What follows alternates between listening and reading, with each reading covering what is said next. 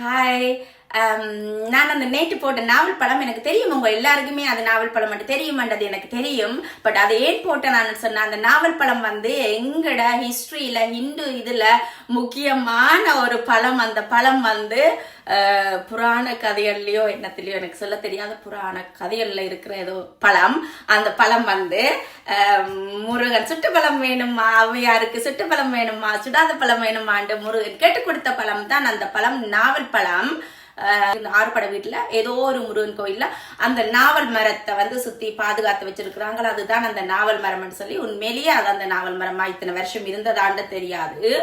But நல்ல பழமை வாய்ந்த ஒரு நாவல் மரம் தான் அந்த நாவல் மரம். இப்ப என்னத்துக்கு நான் அந்த பழம் போட்டு நான் சொன்ன, நாவல் பழம் நீங்கள் அந்த பழத்தை பார்க்கல உங்களோட பிள்ளைகளுக்கும் இதை காட்டி, இது நாவல் பழம், இதுக்கு ஒரு கதை இருக்குது, இது முருகன் கோவிச்சு கொண்டு போயிருக்கேக்கல, அவை பாட்டி வரைக்கல பழம் கேட்டது, மரத்துல இருந்தவர் சுட்ட பழம் வேணுமா சுடாத பழம் வேணுமான்னு கேட்டது, அவர் கேட்டு கொடுத்தது, அந்த கதையை ஒரு திருப்பி நீங்கள் உங்களோட பிள்ளைகளுக்கு சொல்லி கொடுப்பீங்க தானே, இது தன் பழம் காட்டுவீங்க தானே, திருப்பி ஒரு ஞாபகம் வரும் தானே அந்த கதை. நாங்க நார்மலாவே ஒவ்வொரு நாளும் நாங்கள் இப்படி கதைகள் எல்லாம் சொல்லிக் கொடுக்க மாட்டோம் பிள்ளைகளுக்கு. ஏதாச்சும் ஒரு சிச்சுவேஷன் வரைக்கல, ஏதாச்சும் அது அமையக்கல தான் அதை பற்றி நாங்க சொல்லி கொடுப்போம்.